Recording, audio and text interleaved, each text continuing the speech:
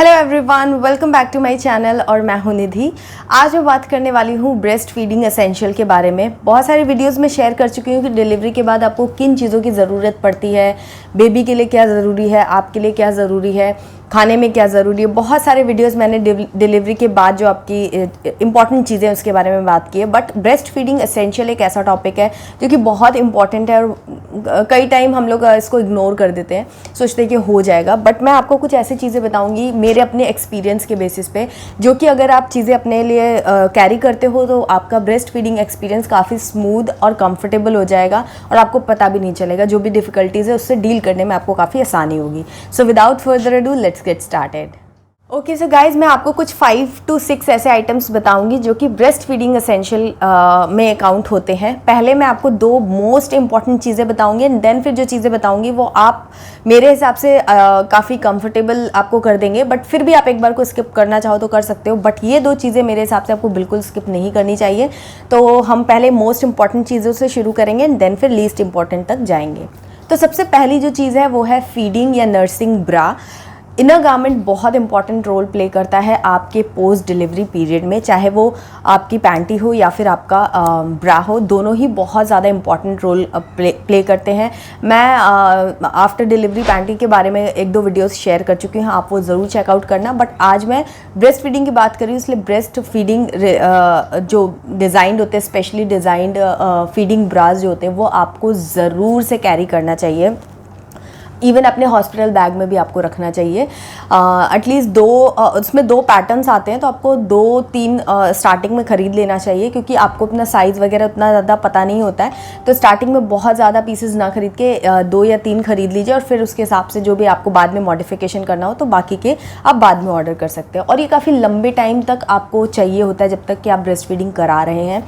तो इसमें 2 पैटर्न होते हैं, मैं दोनों के बारे में आपको बता देती हूँ बिकॉज़ मैंने दोनों ही पैटर्न यूज़ किए हैं और दोनों के कुछ अपने अच्छाइयाँ हैं और कुछ थोड़ी उनमें साइड इफ़ेक्ट या फिर ड्रॉबैक्स बोल सकते हैं। तो मैं दोनों के बारे में आपको बता देती हूँ। तो 2 पैटर्न्स आते हैं फीडिंग ब्रा में। एक आता है पूरा आपका फ्रंट ओपन हो जाता है, एक होता है आपका सेंटर पार्ट सिर्फ ओपन होता है, मतलब आपका जो निप्पल वाला एरिया है सिर्फ वो उतना ही ओपन होता है और वो बेबी को आप फीड करा सकते हो। तो ये 2 टाइप के पैटर्न्स आते हैं। तो जो फ्रंट ओपन पूरा आपको नॉर्मली जो मिलेगा जॉकी वगैरह में मिल जाता है, वो पूरा फ्रंट ओपन वाला आता है। उसमें अच्छाई ये है कि आपका पूरा फ्रंट एक ब्रेस्ट पूरा ओपन हो जाता है, तो बेबी को फीड करने में काफ़ी इजी हो जाता है, उसको स्किन टू स्किन कांटेक्ट भी मिल जाता है और इजीली वो फीड भी कर लेता है। और आपके लिए भी बस एक बार खोलो और आपको कुछ सेट करने की ज़रूरत नहीं होती है बेबी को फीड कराने के लिए।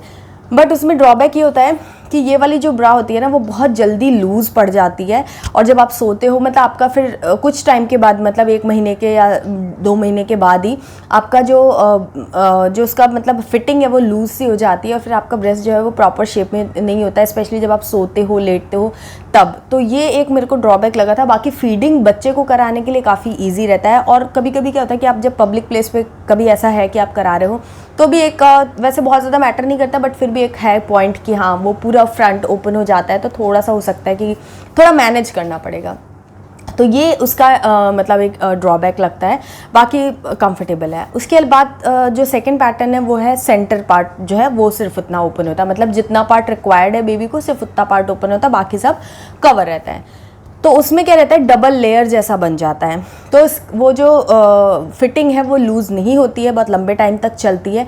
बट उसमें ये कि बच्चे को जब आप फीड कराए तो स्टार्टिंग में उसको एक बार प्रॉपर पोजीशन सेट करनी पड़ती है, वहाँ पर मतलब स्टार्टिंग में आपको मैनेज करना पड़ता है। बट उसके बाद जब एक बार वो बच्चे के मुँह में अच्छे से आपने अपना ब्रेस्ट दे दिया है, देन फिर वो अपना फीडिंग करता रहेगा और आपका सिर्फ उतना ही पार्ट एक्सपोज होगा जितना कि बच्चे को चाहिए। तो वो एक अच्छा उसमें हो जाता है। बट उसमें थोड़ा सा ड्रॉबैक ये आता है कि उसमें जो मिल्क लीकेज होता है वो थोड़ा ज़्यादा, इधर अगर आप पैड्स वगैरह भी यूज़ करते हो तो भी कई बार क्या होता है कि आपका इनर गारमेंट जो है वो गीला हो जाता है, ऐसा मैंने महसूस किया है। तो दोनों के अपने प्रॉज एंड कॉन्स हैं, दोनों ही अच्छे हैं, किसको क्या सूट होता है वो वाली बात है। तो मैंने एक्चुअली दोनों में ही इन्वेस्ट किया था। जब मैं कभी बाहर जाती थी या ऐसा कुछ होता था तब मैं सेंटर ओपन वाला ले लेती थी, घर में रहती थी तो मैं फ्रंट ओपन, ऐसे मिक्स करके ही पहनती थी। मुझे दोनों में वही कुछ प्रॉज है कुछ कॉन्स है ऐसा करके रहता था। बट ये है कि ये थोड़ी एक्सपेंसिव आती हैं, तो जो फ्रंट ओपन है वो जल्दी अपना इलास्टिक जो है वो लूज़ कर देता है, डिज़ाइन जो है वो लूज़ कर देता है, तो थोड़ा सा एक्सपेंसिव पड़ जाता है। बट अपनी चॉइस है, आप कैसे मैनेज कर रहे हो उस पर है। है। तो ये इस पे आप ज़रूर इन्वेस्ट कीजिएगा, अच्छे क्वालिटी का ही लीजिएगा और अच्छा पूरा फिटिंग वगैरह सब अच्छा रहे। इससे आपका ब्रेस्ट को भी सपोर्ट मिलता है, आपको ब्रेस्ट पेन और इस टाइप इनगॉर्जमेंट वगैरह की प्रॉब्लम नहीं होती है। दूसरा, फीडिंग का जो एक्सपीरियंस है वो भी कंफर्टेबल होता है। तो ये तो फर्स्ट इंपॉर्टेंट चीज़ हो गई जो आपको स्किप नहीं करनी है। सेकेंड चीज़ जो है वो है ब्रेस्ट पैड्स। अगर आप एक्सक्लूसिव ब्रेस्ट फीडिंग करा रहे हो, इट मीन्स कि आपको प्रॉपर मिल्क प्रोडक्शन हो रहा है। जब मिल्क प्रोडक्शन प्रॉपर हो रहा है तो आपको मिल्क लीकेज भी श्योरली होगा ही होगा। तो यहाँ पर दो चीज़ें आती है, एक तो आपको एम्बैरेसमेंट हो सकता है, बट मैं उसको सेकेंडरी रखती हूँ कि ठीक है, इट्स ओके, एम्बैरेसमेंट की क्या बात है।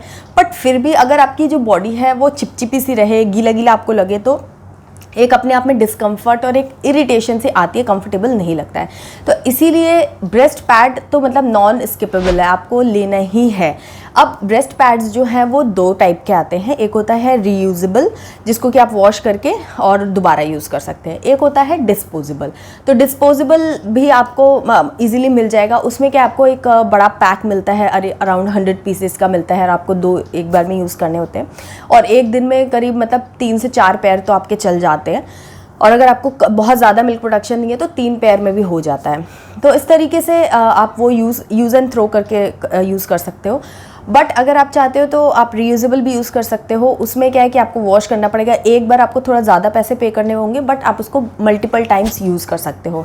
अगर आप रीयूजेबल यूज़ कर रहे हो तो मैं आपको सजेस्ट करूँगी कि आप एटलीस्ट 4 to 5 पीसेस तो ज़रूर लेकर के रख लीजिए, बिकॉज एट द एंड वो जो मटेरियल होता है वो कपड़ा ही होता है। रीयूजेबल तभी आप उसको धो करके यूज़ कर सकते हो, है ना। तो उसकी सोकिंग कैपेसिटी उतनी ज़्यादा नहीं होती जितनी डिस्पोजेबल वाले की होती है। तो आपको मल्टीपल टाइम्स चेंज करना पड़ेगा। प्लस ज़रूरी नहीं है कि आपने जब रखा तभी आप धो करके डाल दो, सकता है कि आपने डिले कर दिया। तो एटलीस्ट एक आपने यूज़ किया हो, एक आपके पास स्पेयर पड़ा हो और एक आपने धोने में डाला हो। इस तरीके से 4 पीसेस आपके पास रहेंगे तभी अच्छा रहेगा, क्योंकि उसको सूखने में भी अच्छे से सूखे, धूप लगे, मतलब एकदम क्लीन हो, तब आप उसे यूज़ करेंगे, तभी आपकी स्किन के लिए भी अच्छा रहेगा, बेबी के स्किन के लिए भी अच्छा रहेगा।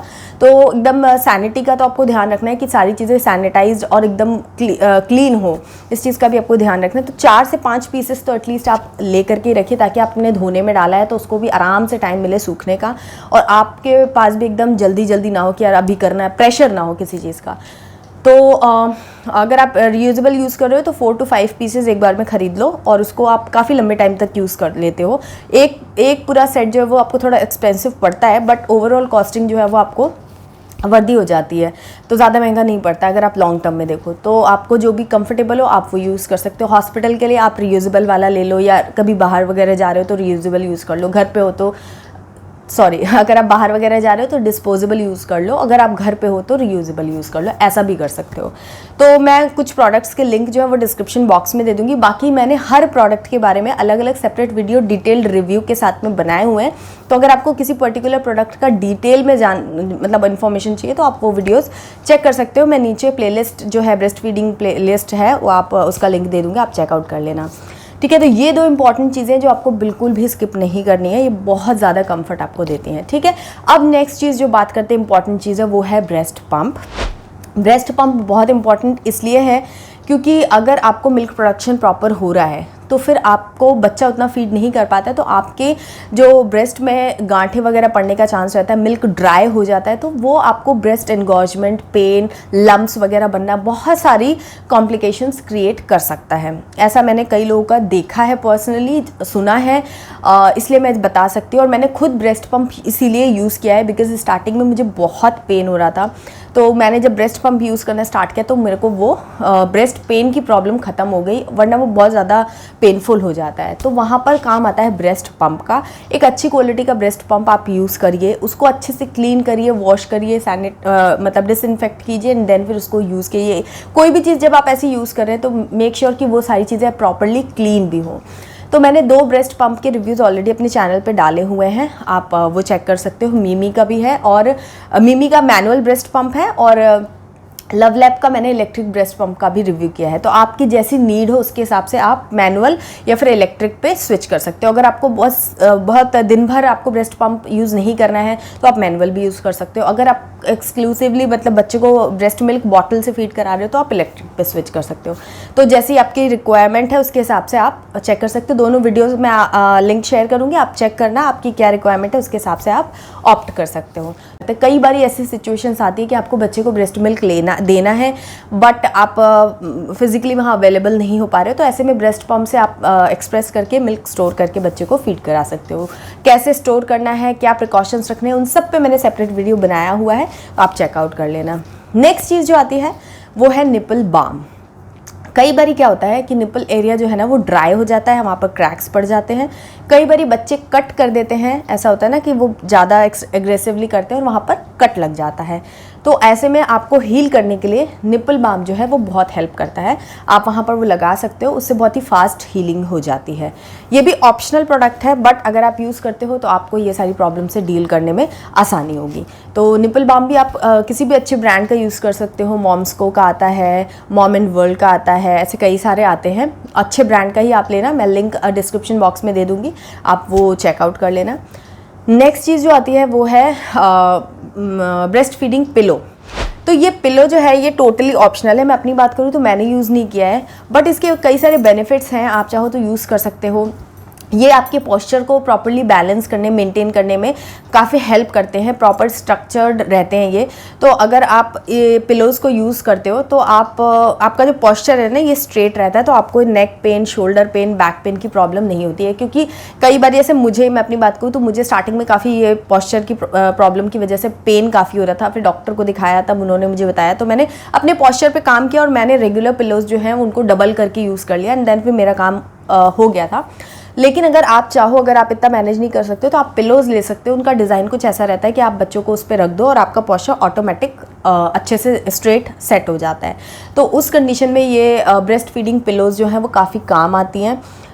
ये मेरे हिसाब से ऑप्शनल है। अगर आप मैनेज कर सकते हो तो आप जो रेगुलर पिलोज़ होते हैं उनको डबल करके और थोड़ा सा अपना पोस्चर बना करके, एक बार आपकी प्रैक्टिस हो जाएगी तो अच्छे से हो जाएगा, तो आप ऐसे भी कर सकते हो और नहीं तो आप वो भी ले सकते हो, बहुत ज़्यादा कुछ नहीं। बट हाँ, मैंने नहीं लिया था। स्टार्टिंग में मैंने सोचा था कि ले लेंगे अगर ज़रूरत पड़ेगी, बट मेरा सब कुछ मैनेज हो गया तो फिर मैंने लिया नहीं। अराउंड आपको ये 1000 या 1500 की रेंज में अलग अलग ब्रांड्स का मिल जाएगा। मैं एक दो अच्छे जो पिलोज़ हैं उनका लिंक, जो मैंने चॉइस किए थे बट मैंने परचेज़ नहीं किए थे, वो उनका लिंक आपको डिस्क्रिप्शन बॉक्स में दे दूँगी, आप चेकआउट कर लेना। तो ये पिलोज़ हो गए। देन फिर लास्ट में मैं आपको बताऊँगी एप्रन्स आते हैं, ब्रेस्ट फीडिंग एप्रन्स आते हैं, जिनको कि आप अगर पब्लिक में या वैसे भी अगर आपको जैसे थोड़ा हाइड करने के लिए प्रॉपर चाहिए तो एप्रन्स आते हैं, फीडिंग एप्रन्स बोलते हैं उनको। उनका डिज़ाइन कुछ ऐसा रहता है, बस आपको जस्ट एप्रन के जैसे उसको पहन लेना होता है। दिखने में बहुत ही प्रेजेंटेबल लगते हैं और बहुत ही ज़्यादा कंफर्टेबल रहते हैं। आप बच्चे को आराम से फीड करा सकते हो, सामने कोई भी बैठा हो, पब्लिक प्लेस पे जा रहे हो, ट्रेन में ट्रैवल कर रहे हो, कहीं भी ऐसी जगह जहाँ पर कि आपको फीड कराना है बच्चे को, तो आप उन एप्रन्स का यूज़ कर सकते हो। पर्सनली मैं अपनी बात बोलूँ तो मैंने एप्रन्स यूज़ नहीं किए थे।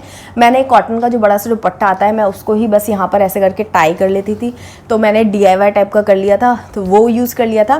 बट हाँ, एप्रन्स हैंडी रहते हैं, उसमें आपको कुछ करना नहीं है, जस्ट पहना और बच्चे को फीड कराया कवर करके, तो वो आप उसमें भी इन्वेस्ट कर सकते हो। वो भी अच्छी चीज़ है, मैंने यूज़ नहीं की थी बट अच्छी चीज़ है। आप चाहो तो उसको परचेज़ कर सकते हो, एक परचेज़ कर सकते हो, एटलीस्ट बाहर के ट्रैवल वगैरह के लिए थोड़ा सा प्रेजेंटेबल हो जाता, अच्छा लगता है, तो उस हिसाब से। तो ये कुछ 5-6 चीज़ें थी जो मैंने आप लोगों के साथ में शेयर की।